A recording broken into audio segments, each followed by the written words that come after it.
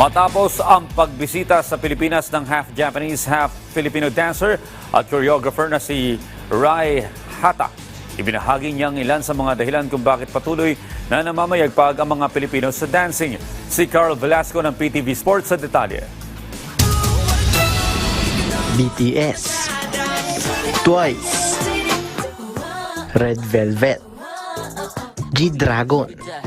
Ilan lamang yan sa mga sikat na Korean pop idols ang nakipag-collab sa tanyag ring Filipino-Japanese dancer / choreographer na si Rai Hata.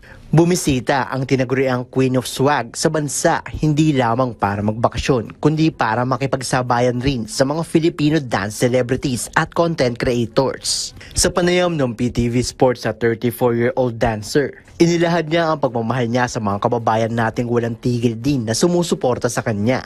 Anya, masaya siya hindi lamang sa suportang natatanggap niya, kung hindi pati na rin sa mainit na pagtanggap ng mga fans. I love Filipino people. Like they have they always sending me love directly, like which makes me very happy. And they always support. Like they always spreading positive energy.